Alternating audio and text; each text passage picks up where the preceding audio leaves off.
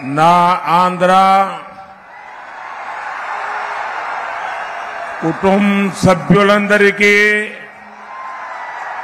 నమస్కారాలు.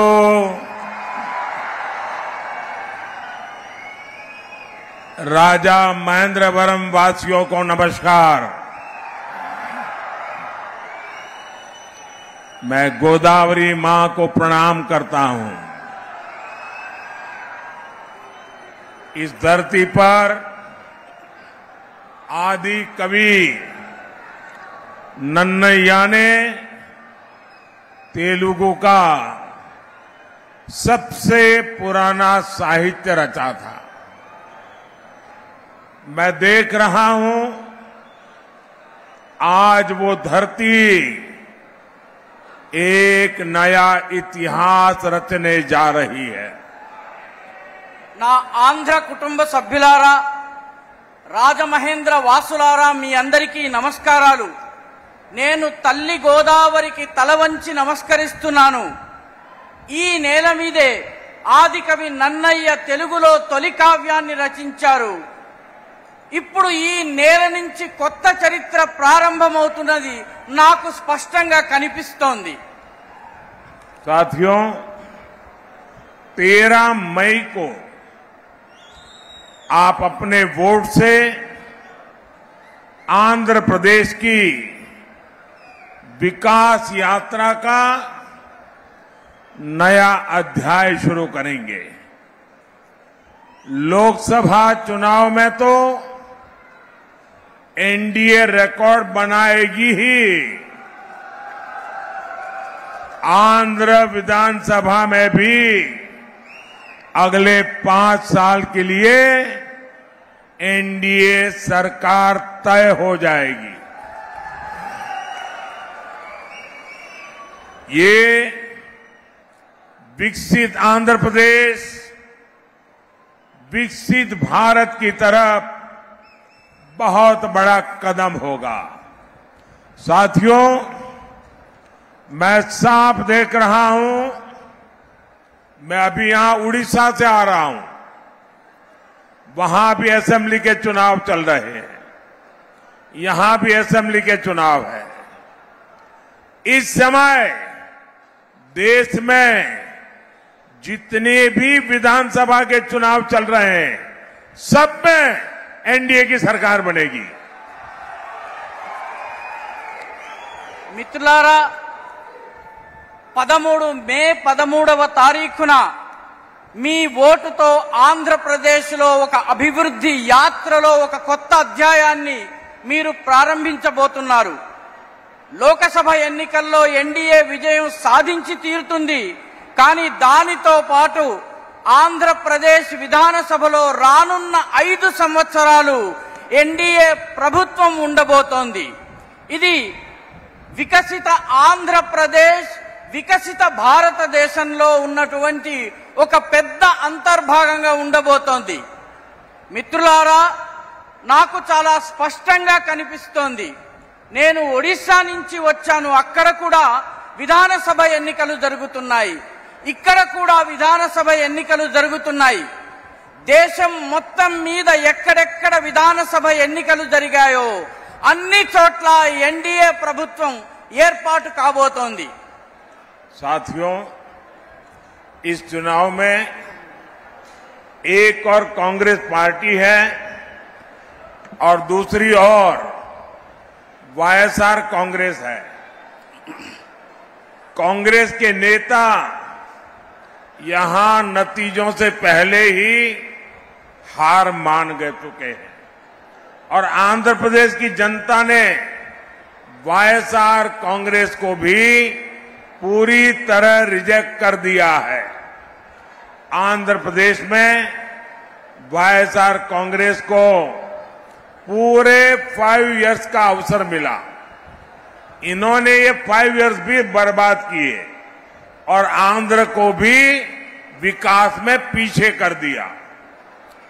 మిత్రులారా, ఈ ఎన్నికల్లో 2 ప్రమాదాలున్నాయి. ఒకటి కాంగ్రెస్ పార్టీ, రెండవది వైఎస్ఆర్ కాంగ్రెస్. కాంగ్రెస్ నాయకులు ఎన్నికల ఫలితాలు వెలువడడానికి ముందే పరాజయాన్ని అంగీకరించారు. ఆంధ్రప్రదేశ్లో ఉన్నటువంటి ప్రజానీకము వైఎస్ఆర్ కాంగ్రెస్ ని కూడా పూర్తిగా తిరస్కరించింది. ఆంధ్రప్రదేశ్లో వైఎస్ఆర్ కాంగ్రెస్ ప్రభుత్వానికి 5 సంవత్సరాలు అవకాశం లభించింది. కానీ ఈ 5 సంవత్సరాలని వాళ్ళు పూర్తిగా వృధా చేశారు. అంతేకాకుండా ఆంధ్రప్రదేశ్ అభివృద్ధిని కూడా వెనక్కి వెళ్లేలా చేశారు. साथियों, जब चंद्रबाबू जी की सरकार थी तभी राज्य विकास के टॉप पर था, लेकिन वाईएसआर कांग्रेस ने यहां विकास की गाड़ी को पटरी से उतार दिया। जनता के हित में काम करने के बजाय इस सरकार ने तो उल्टा आंध्र प्रदेश को ही भारी कर्ज में डुबो दिया।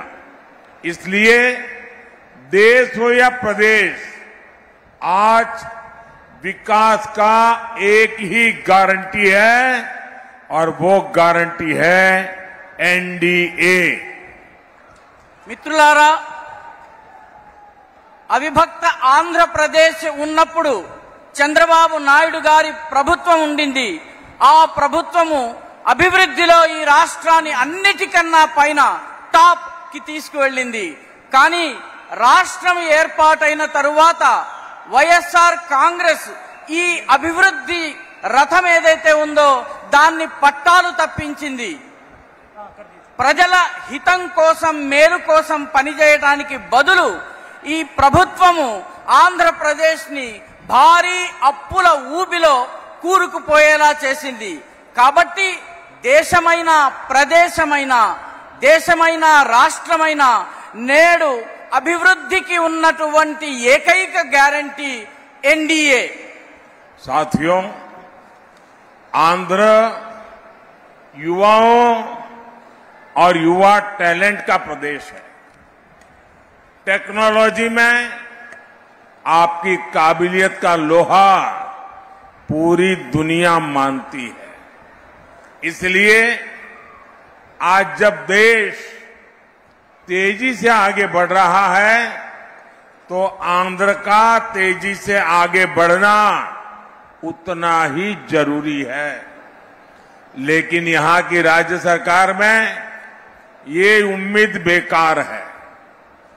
डेवलपमेंट के नाम पर यहां काम 0 और करप्शन 100% हुआ है। यहां केंद्र सरकार के प्रोजेक्ट्स को डीले करके जनता के हित को डिरेल कर दिया है। इसलिए राज्य और केंद्र में जब एनडीए की डबल इंजन सरकार होगी तो सभी रुके काम पूरे होंगे। మిత్రులారా, ఆంధ్రప్రదేశ్ యువతలోని సామర్థ్యానికి చెందినటువంటి రాష్ట్రము. టెక్నాలజీలో, సాంకేతిక పరిజ్ఞానంలో, ఆ సామర్థ్యంలో ఆంధ్రప్రదేశ్ యువకుల శక్తిని యావత్ ప్రపంచం గుర్తించింది. అందుకే ఈ దేశము వేగవంతంగా అభివృద్ధి చెందాలన్నట్లయితే చెందుతున్నటువంటి సమయంలో ఆంధ్రప్రదేశ్ కూడా అంతే వేగవంతంగా అభివృద్ధి చెందడం చాలా అవసరం. కానీ ఇక్కడ ఉన్నటువంటి రాష్ట్ర ప్రభుత్వం నుంచి ఈ రకమైనటువంటి దాన్ని ఆశించటము పూర్తిగా వృధా.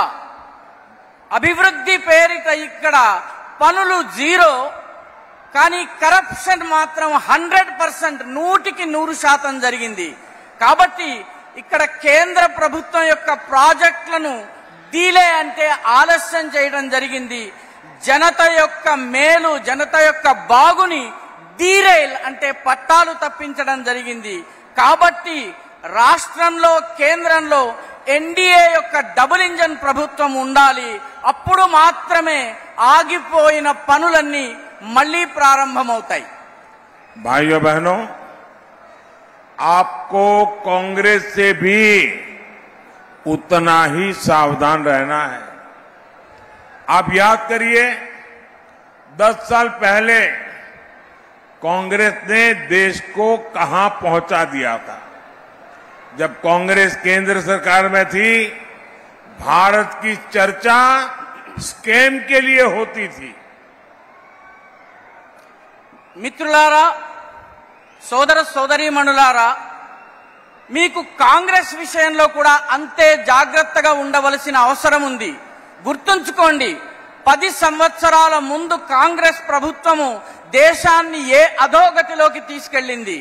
అప్పుడు కాంగ్రెస్ కేంద్ర ప్రభుత్వంలో అధికారంలో ఉన్న సమయంలో భారతదేశంలో స్కాముల గురించి తప్ప మరొక దాని గురించి చర్చ లేదు. भाइयों और बहनों, ये कांग्रेस वाले, इंडी अलायंस वाले गुस्से में आए दिन ईडी ईडी चिल्लाते रहते हैं। आप जानते हैं ऐसा ये क्यों करते हैं? इसका जवाब आज पूरा देश टीवी पर देख रहा है। झारखंड में ईडी ने नोटों के पहाड़ खोदकर निकाले हैं। कांग्रेस के मंत्री के निजी सचिव के नौकर के पास से ये नोटों का पहाड़ निकला है। सोचिए, कांग्रेस वालों ने अपने नौकर के घर को काली कमाई का गोदाम बना रखा था। ये पहला मौका नहीं है। इससे पहले भी कांग्रेस के एक सांसद के पास से नोटों का इससे भी बड़ा पहाड़ मिला था। इतने नोट है कि मशीनें भी गिनते गिनते थक जाती हैं। साथियों, आज मैं देश के सामने एक और संयोग की बात करूंगा। आखिर ऐसा क्यों है कि जिनके पास से भी नोटों के ये पहाड़ मिलते हैं, वो कांग्रेस की फर्स्ट फैमिली के करीबी होते हैं? ऐसा क्यों होता है? कहीं ऐसा तो नहीं कि जो पैसे पकड़े जा रहे हैं वो कहीं सप्लाई होने के लिए रखे थे? कहीं ऐसा तो नहीं कि कांग्रेस की फर्स्ट फैमिली ने देश भर में ऐसे ही काली कमाई के गोदाम बना रखे हैं?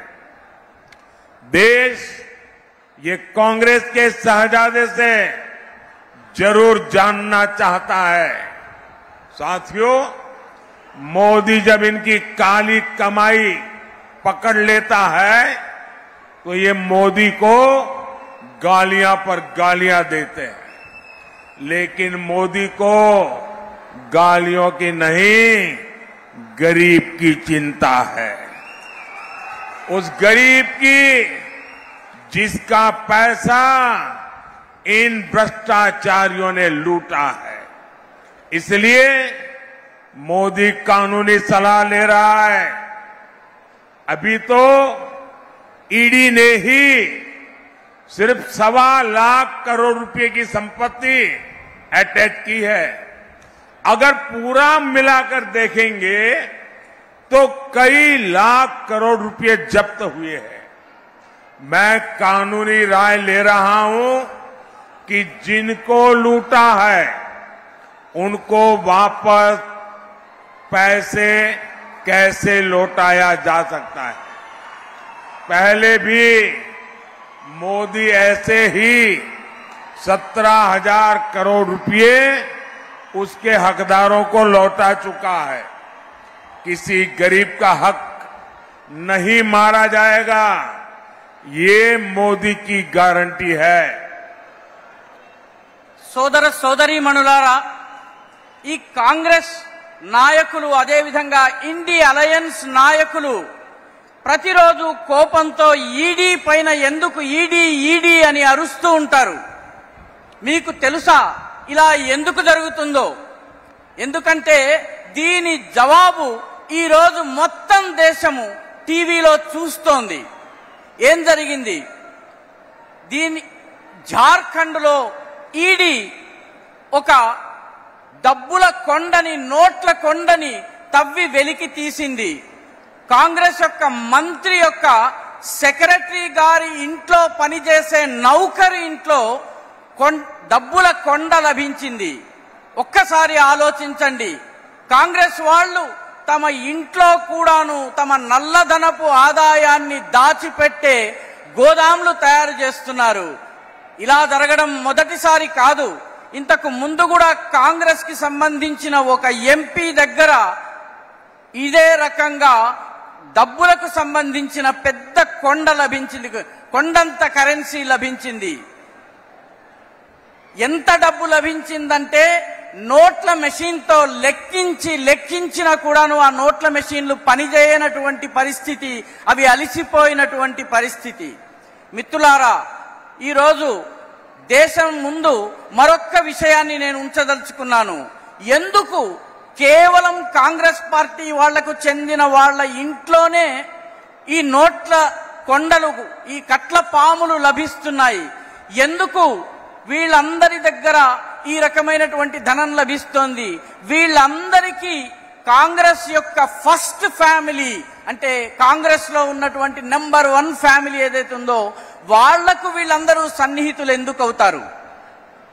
ఈ నోట్లు ఏవైతే లభిస్తున్నాయో ఇవన్నీ ఏదైనా సప్లై చేయడం కోసం దాచారా, ఒక సప్లై లైన్ లో భాగంగా, లేదా ఇవన్నీ కూడాను ఫస్ట్ ఫ్యామిలీకి చెందినటువంటి తొలి కుటుంబానికి సంబంధించిన నోట్లు దాచే వ్యవస్థ? కాబట్టి ఆలోచించవలసిన విషయం ఏంటంటే, కాంగ్రెస్ యొక్క రాకుమారుడు ఎవరైతే ఉన్నారో ఆయన దగ్గర నుంచి జాతి జవాబును ఆశిస్తోంది. మిత్రులారా, దేశంలో మోదీ ఇటువంటి నల్ల ఆదాయం ఏదైతే ఉందో దీనిని పట్టుకోగానే వీళ్ళందరూ కూడాను మోదీని తిట్టుతూ ఉంటారు, విమర్శిస్తూ ఉంటారు, శాపనార్థాలు పెడుతూ ఉంటారు. కాబట్టి లేకిన్ మోదీ తిట్లతో భయపడేటటువంటి వ్యక్తి కాదు. ఆయన పేదల గురించి పనిచేసేటటువంటి వ్యక్తి. అందుకే మోదీ ఒక కొత్త చట్టాన్ని తీసుకొచ్చేందుకు న్యాయ నిపుణులతో చర్చిస్తున్నారు. ఈడీ కేవలము 1,25 కోట్ల రూపాయల సంపదను మాత్రమే అటాచ్ చేసింది.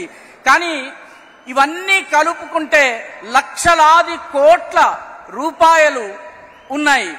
కాబట్టి న్యాయ నిపుణుల సలహా తీసుకుని తద్వారా ఎవరైతే దోచుకున్నారో వారి దగ్గర నుంచి డబ్బులు ఎలా తిరిగి తీసుకుని రావాలి అన్నది నేను ఆలోచన చేస్తున్నాను. గతంలో కూడా తీసుకొచ్చిన తరువాత పేదలకు ఎలా ఇవ్వవచ్చును? గతంలో కూడా మోదీ 17,000 కోట్ల రూపాయలను నిజమైన హక్కుదారులకు పంపించారు. గరీబ్ పేదలకు చెందినటువంటి వాళ్ళ హక్కు ఏదైతే ఉందో దాన్ని ఎవరూ లాక్కోవడానికి వీల్లేదు. ఇది నరేంద్ర మోదీ యొక్క గ్యారంటీ. आज Bharat reform, perform and transform के मंत्र पर चलते हुए तेज गति से विकास कर रहा है. आपके एक सही वोट ने समस्याओं को संभावनाओं में बदल दिया है. आज पूरी दुनिया भारत को लेकर पॉजिटिव है. ऐसे में आंध्र प्रदेश के लोगों को भी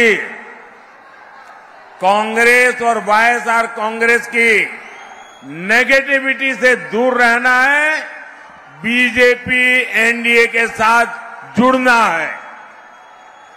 నేడు భారతదేశము రిఫార్మ్ అంటే సంస్కరించుకోవాలి, పర్ఫార్మ్ అంటే పనితీరును మెరుగుపరుచుకోవాలి, ట్రాన్స్ఫార్మ్ అంటే తనను తాను మార్పు చెందుకోవాలన్నటువంటి రిఫార్మ్, పర్ఫార్మ్, ట్రాన్స్ఫార్మ్ అనేటటువంటి మంత్రాన్ని పఠిస్తూ చాలా తీవ్రమైనటువంటి గతితో అభివృద్ధి చెందుతోంది. మీరు వేసేటటువంటి సరైన ఓటు వల్ల సమస్యలను అవకాశాలుగా మార్చుకోవచ్చు. నేడు పూర్తి మొత్తము భారతదేశం గురించి యావత్ ప్రపంచము పాజిటివ్ గా ఆలోచిస్తోంది. అలాంటి పరిస్థితిలో ఆంధ్రప్రదేశ్లో ఉన్నటువంటి ఈ కాంగ్రెస్, వైఎస్ఆర్ కాంగ్రెస్ యొక్క నెగటివిటీని కూడా దూరం చేయాల్సిన అవసరం ఉంది, తొలగించాల్సిన అవసరం ఉంది. భారతీయ జనతా పార్టీ ఎన్డీఏలతో కలిసి జతకట్టి రావలసినటువంటి అవసరం ఉంది. साथियों, ये लोग शराबबंदी का वादा करके सरकार में आए थे, लेकिन आज राज्य सरकार ही शराब की डीलिंग और भ्रष्टाचार करने में लगी है। यहां शराब का बड़ा सिंडिकेट चल रहा है और कहने वाले कहते हैं कि आज आंध्र सरकार सैंड माफिया और शराब माफिया ही चला रहे हैं।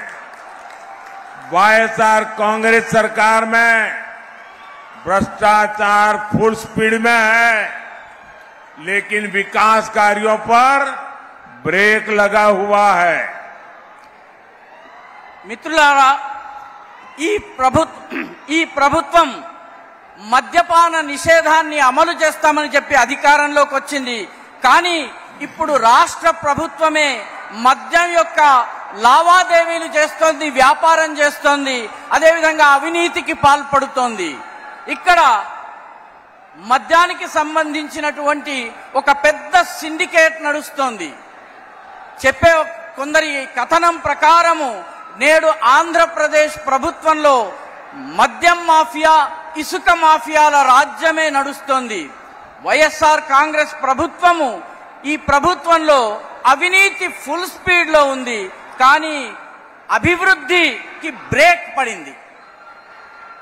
साथियों, आपको याद होगा वाईएसआर कांग्रेस ने आंध्र प्रदेश में 3 राजधानी बनाने की बात कही थी, लेकिन इतने वर्षों में ये एक राजधानी भी नहीं बना पाए।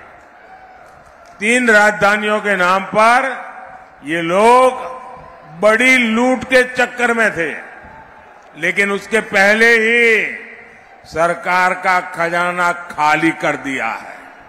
ये लोग सिर्फ करप्शन मैनेज कर सकते हैं, फाइनेंशियल मैनेजमेंट वाईएसआर कांग्रेस के बस की बात नहीं है। మిత్రులారా, మీకు గుర్తుండే ఉంటుంది, వైఎస్ఆర్ కాంగ్రెస్ ప్రభుత్వము ఆంధ్రప్రదేశ్లో 3 రాజధానులను ఇస్తామని చెప్పింది. కానీ ఇన్నేళ్లలో ఒక్క రాజధానిని కూడా ఇవ్వలేకపోయింది.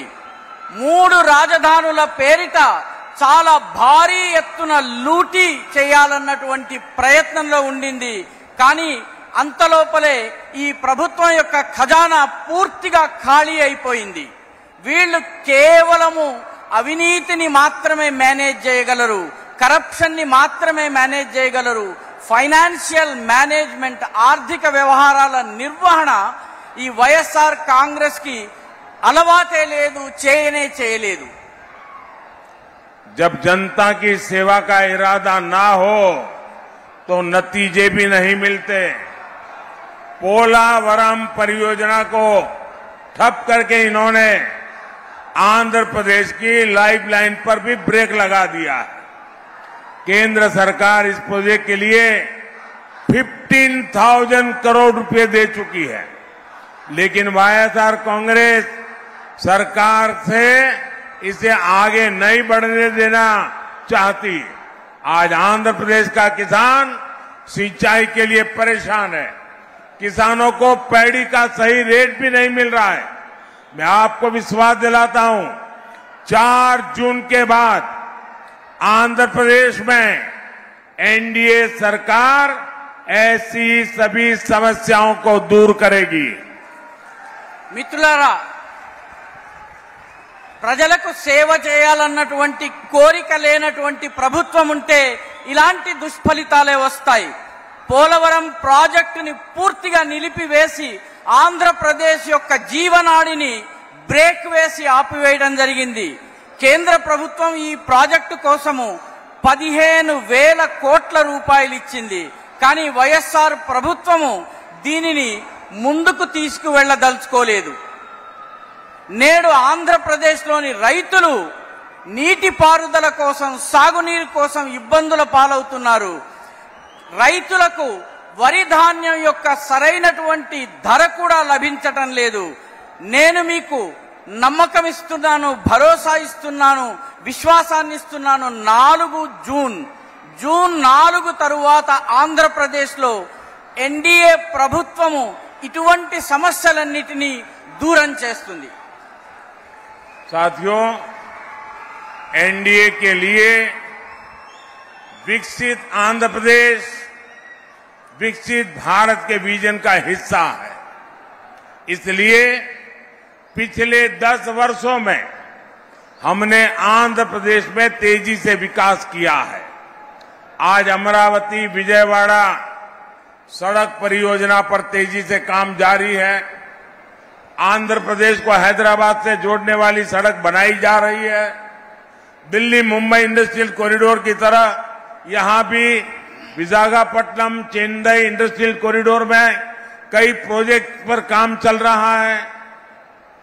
మిత్రులారా, ఎన్డీఏ ప్రభుత్వము, ఎన్డీఏ దృష్టిలో వికసిత ఆంధ్రప్రదేశ్, వికసిత భారత్ అనేటటువంటి స్వప్నంలో అంతర్భాగము. అందుకే గత 10 సంవత్సరాల్లో ఆంధ్రప్రదేశ్లో చాలా వేగవంతంగా అభివృద్ధిని తీసుకొచ్చే పనిని చేశాము. నేడు అమరావతి విజయవాడ రోడ్డు ప్రాజెక్టును చాలా వేగంగా పనిచేస్తూ ముందుకు తీసుకెళ్తున్నాము. ఆంధ్రప్రదేశ్ నుంచి హైదరాబాద్ని కనెక్ట్ చేసేటటువంటి, జోడించేటటువంటి దారులను నిర్మాణం చేస్తున్నాము. ఢిల్లీ ముంబై ఇండస్ట్రియల్ కారిడార్ లాగానే విశాఖపట్నం చెన్నై ఇండస్ట్రియల్ కారిడార్ అనేటటువంటి దానికి సంబంధించిన అనేక ప్రాజెక్టుల పైన నేడు పని కొనసాగుతోంది. साथियों, चेन्नई से कोलकाता हाईवे हो, राजमुंद्री एयरपोर्ट हो, विशाखापट्टनम में नया साउथ कोस्ट रेलवे जोन हो, विकास के प्रोजेक्ट इस क्षेत्र की तस्वीर बदलेंगे. यहां नेशनल हाईवे का काम पूरा होने से फिशिंग हार्बर और काकीनाडा पोर्ट तक कनेक्टिविटी आसान हो जाएगी. इससे सी फूड का कारोबार बढ़ेगा और मछुआरों को फायदा होगा. మిత్రులారా, చెన్నై నుంచి కలకత్తా హైవే కావచ్చు, రాజమహేంద్రి ఎయిర్పోర్ట్ కావచ్చు, విశాఖపట్నంలో కొత్త సౌత్ కోస్ట్ రైల్వే జోన్ కావచ్చు, అభివృద్ధికి సంబంధించిన ఈ ప్రాజెక్టులన్నీ ఆంధ్రప్రదేశ్ ఈ ప్రాంతం యొక్క స్వరూపాన్ని పూర్తిగా మార్చేస్తాయి. ఇక్కడ నేషనల్ హైవే పని పూర్తయితే ఫిషింగ్ హార్బర్, కాకినాడ పోర్ట్ వరకు కనెక్టివిటీ వస్తుంది. సులభతరంగా ప్రజలు తమ సరుకును తీసుకువెళ్లగలరు. దీని ద్వారా ఈ సీ ఫుడ్ ఏదైతే ఉందో దానికి సంబంధించిన వ్యాపారం పెరుగుతుంది. మత్స్యకారులకు చాలా పెద్ద ఎత్తున లాభం కలుగుతుంది. साथियों, आंध्र प्रदेश विकास और विरासत की धरती है. यहां की पहचान एनटीआर गारू से होती है.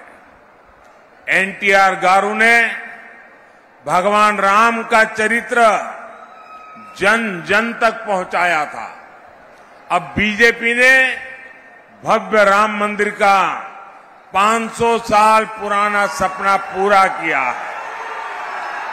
लेकिन तुष्टीकरण में डूबी कांग्रेस ने अयोध्या में राम मंदिर का बायकॉट कर दिया. कांग्रेस का कोई नेता अगर भक्ति भाव से राम मंदिर चला जाता है तो उसे पार्टी से निकाल दिया जाता है. మిత్రులారా, ఆంధ్రప్రదేశ్ వికాసము వైభవపూరితమైనటువంటి వారసత్వ సంపద యొక్క భూమి. ఇక్కడి ప్రజల పరిచయము ఎన్టీ రామారావు గారి పేరు ద్వారా వస్తుంది. ఎన్టీ రామారావు గారు భగవాన్ శ్రీరామచంద్రుని యొక్క పాత్రను పదే పదే ధరించి ప్రతి ఒక్క ప్రజల హృదయాల దాకా తీసుకువెళ్లారు. నేడు భారతీయ జనతా పార్టీ ఒక భవ్య రామ మందిరాన్ని నిర్మాణం చేసి 500 సంవత్సరాల స్వప్నాన్ని పూర్తి చేసింది. కానీ కాంగ్రెస్ బుజ్జగింపు రాజకీయాలలో కూరుకుపోయి అయోధ్యలోని రామ మందిర్ యొక్క ప్రాణ ప్రతిష్టను బాయ్కాట్ చేసింది, బహిష్కరించింది. కాంగ్రెస్ యొక్క నేత ఒకరైనా రామభక్తితో రామ మందిరం దగ్గరికి వస్తే వారిని పార్టీ నుంచి తొలగించి వేయడం జరుగుతోంది. साथियों, 13 मई को आपको आंध्र प्रदेश के भविष्य के लिए मतदान करना है। इस बार आंध्र प्रदेश के पास मोदी की गारंटी भी है और चंद्रबाबू जी का नेतृत्व भी है और हमारे पवन कल्याण जी का विश्वास भी है। मेरा आप सभी से अनुरोध है, राजमंड्री से श्रीमती डी पुरेंद्रेश्वरी जी, नरसापुरम से श्री भूपति राजू श्रीनिवास वर्मा जी, काकीनाडा से श्री टी उदय श्रीनिवास जी, अमलापुरम से श्री जी हरीश मधुर जी, इन सभी को भारी बहुमत से विजयी बनाए। इसके साथ ही मेरे साथ मंच पर विधानसभा के एनडीए प्रत्याशी भी है। इनकी जीत आंध्र प्रदेश में डबल इंजन की सरकार बनाएगी। మిత్రులారా, మే 13వ తారీఖున ఆంధ్రప్రదేశ్ భవిష్యత్తు కోసము ఓటు వేయాలి. ఈసారి ఆంధ్రప్రదేశ్ దగ్గర మోదీ యొక్క గ్యారంటీలు ఉన్నాయి, చంద్రబాబు నాయుడు గారి నాయకత్వం ఉంది, మన పవన్ కళ్యాణ్ గారి విశ్వాసం కూడా ఉంది. మీ అందరికీ నేను ఒకే విషయాన్ని అభ్యర్థిస్తున్నాను. రాజమహేంద్రవరం నుంచి శ్రీమతి డి పురంధరేశ్వరి గారిని, నరసాపురం నుంచి శ్రీ భూపతిరాజు శ్రీనివాస్ వర్మ గారికి, కాకినాడ నుంచి తంగెళ్ల ఉదయ్ శ్రీనివాస్ జీ గారిని, ఏలూరు నుంచి పుట్టా మహేష్ యాదవ్ గారిని, అమలాపురం నుంచి గంటి హరీష్ మాథుర్ గారిని గెలిపించాలని కోరుతున్నాను. వీరికి చాలా భారీ మెజారిటీతో విజయాన్ని చేకూర్చాలని కోరుతున్నాను.